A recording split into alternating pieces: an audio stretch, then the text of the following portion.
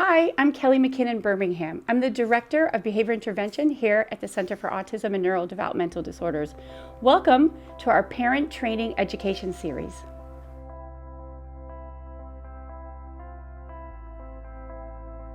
I'm Anna Lockman, Education and Training Director at the Center for Autism and Neurodevelopmental Disorders.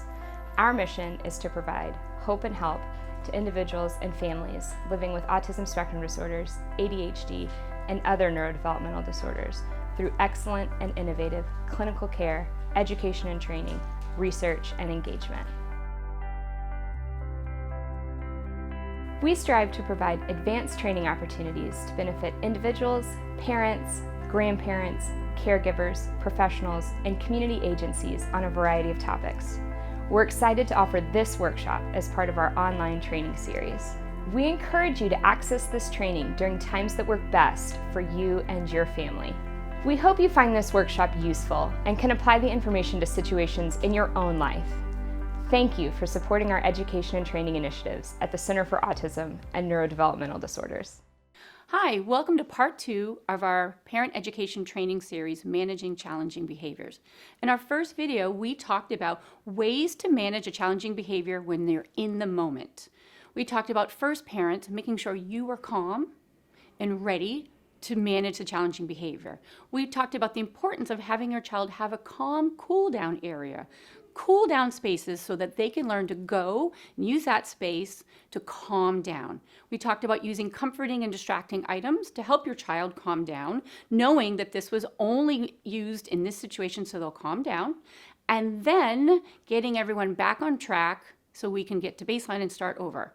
So let's now talk about how you as a parent can be prepared, be proactive for the future. When we're looking at the proactive strategy or the planning to prevent a problem behavior from happening again, we usually look first at why. Why did the problem behavior even occur in the first place? There are usually 4 main reasons why a child might not be able to do a skill and therefore demonstrate problem behavior.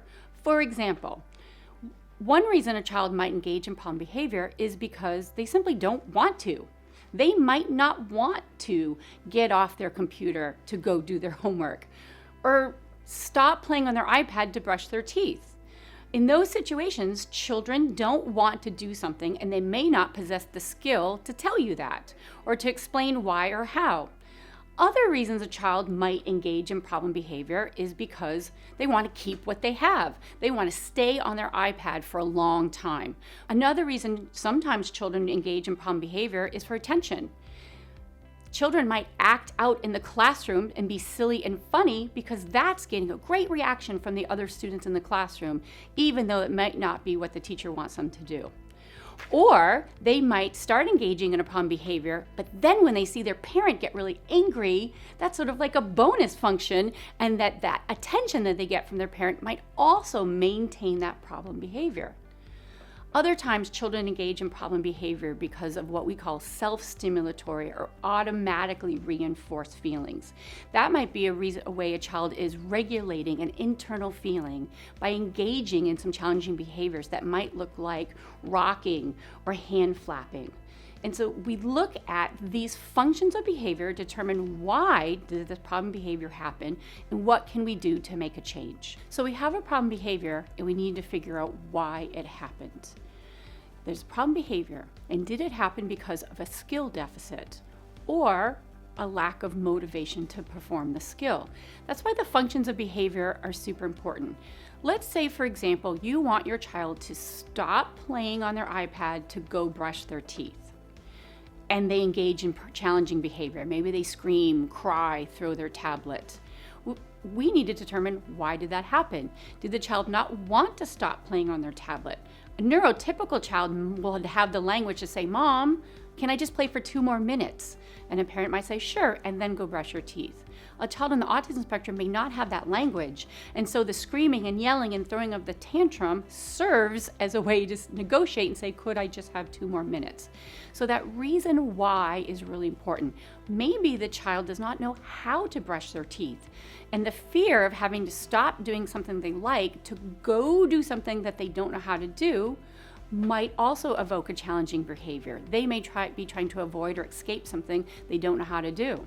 If your child is engaging in tantrums and screaming and crying and refusing to brush their teeth, which I hear often, sometimes the function of that tantrum is because they don't like having things in their mouth. They don't possess a skill to have something in their mouth. 2, they might not know how to brush their teeth at all, and so therefore aren't motivated to brush their teeth. When you're working on trying to reduce problem behavior, you always try to figure out, what do you wish your child would do instead? Let's presume the child does not know how to brush their teeth, and so they simply don't want to. The first thing we're going to do is teach that child how to brush their teeth. We're going to give them the skills.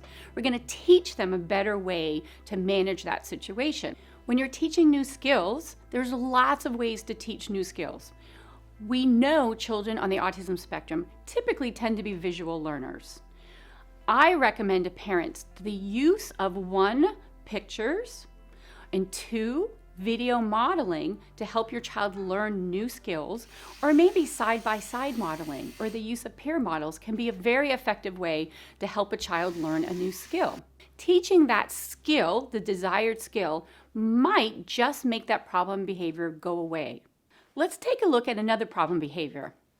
For example, let's say you want to teach your child to make their own snack, and they refuse. You say it's time to make a snack, and they scream and cry, throw things, hit, yell. They refuse. They completely refuse to make their own snack, and it results in a very challenging behavior for you. So let's take our example. When you ask a child to make the snack, is it a skill issue and or a motivation issue? Let's presume there's a skill challenge with this. Your child does not know how to make a snack. Now you know the desired behavior is your child makes a snack. How are you going to teach them? There are lots of ways you can teach your child. You can break it down into small steps. You could have your child simply just take out the items to make their own snack, and then the next day take out the items to make their snack and do the first step, and continue on in what we might call sort of a forward chaining process. You might model alongside your child and have them make a snack while you make a snack. You might use video modeling. There's all kinds of ways you can take videos. You can make the video of yourself making the snack and then show your child how to do it. Teaching your child the steps to follow along and learn how to make that snack might change any kind of problem behavior that happened before. Now that your child knows how to make the snack, they'll make the snack without any challenges. Or maybe your child just doesn't want to do what you asked them to do. Even though they have the skill, it might feel too hard to do what you've asked them to do. Or they may not want to stop doing what they're doing to do what you want them to do, even though they know how. I often talk about this as like running a marathon for children. Many of the skills that we're asking children to do is difficult. The skills are too hard, and it's their marathon.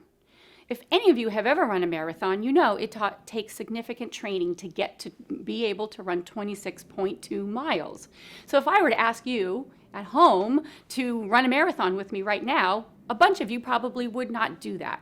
1 or 2 of you might because you're a marathon runner, but the rest of you wouldn't run that marathon because 1, you might not possess the skills to run a marathon. And because you don't possess the skills, you're not motivated. Or you might have some running skills, but it's just not worth it to you to run 26.2 miles. But if I said to you, if you try this with me and run 26.2 miles, and your house is going to be paid off, or I'm going to give you $100,000, you probably would do it. You might give that a try. And then once you run a marathon and you realize it's not so bad, you might keep going. And I use this analogy regularly when I talk to parents, that running a marathon is like doing some of these things we're asking our children to do. So let's take the toothbrushing example. We know your child has the skill to do it because you've taught them how, but now they simply just don't want to. Now we're looking at motivational issues, and there are lots of ways to address motivation. Motivation is like reinforcement. In clinical practice, we often use the term reinforcement, and what that means is by giving someone something or having a feeling increases the likelihood that they will do that thing again. And so I'll use the term motivation, but I really mean it hand in hand with the term reinforcement. Reinforcement motivation can be lots of things to lots of people. It's very important to work to figure out what motivates your child. What kinds of things are they interested in? What do they like to do? The principles of reinforcement and motivation are also built on the terms satiation and deprivation. If your child has access to a computer, an iPad all the time, and then you say, after you brush your teeth, you can use your iPad, they're not likely going to be willing to go brush their teeth because they've had a lot of iPad time already, and they might not be motivated for it.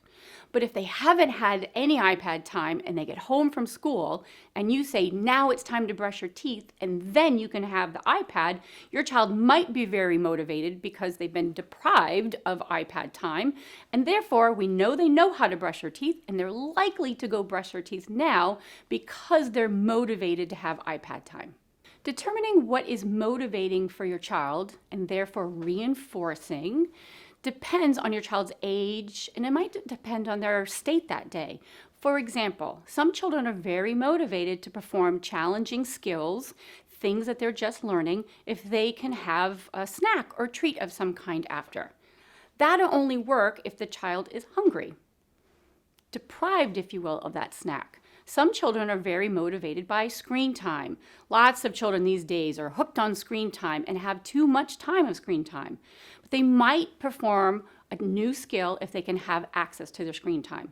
Some children might be motivated by fun, singing and dancing, or a time and attention with you. Not all children are motivated by attention, but some might be, particularly if it's very engaging, involves lots of movement. Some children might be motivated to go somewhere, to go to the park, or to go see their grandmother. Once you know what's motivating or reinforcing for your child, you should rank order them. Put the item that's most reinforcing first, and then rank the second most reinforcing or motivating item, or third, and that could be attention, it could be access to items, it could be song, dance, music, and pair the most challenging new skill you're teaching your child with the most reinforcing item. So let's take the toothbrushing example. You've asked the child to brush their teeth. You've taught them the skill to brush their teeth. You might then say, first let's brush your teeth, then you can have access to the computer and play your game for 20 minutes. Let's take another challenging behavior. Let's say you're asking your child to go to the bathroom. We know that children on the autism spectrum often take a little bit longer to learn how to potty train. That can put a tremendous amount of stress on a family. Maybe the child throws tantrums in public restrooms and won't go. Maybe the child refuses to go and only will wear a diaper, and that prevents the child from going into the classroom placement or place you'd like them to go. There's a whole host of reasons why a child might engage in challenging behavior when they're asked to go potty. Let's use our scenario and determine if the problem behavior of not going to the bathroom is a skill deficit and or a lack of motivation to go to the bathroom. It could be both. Let's start at the beginning. Let's assume the child does not know how to go to the bathroom.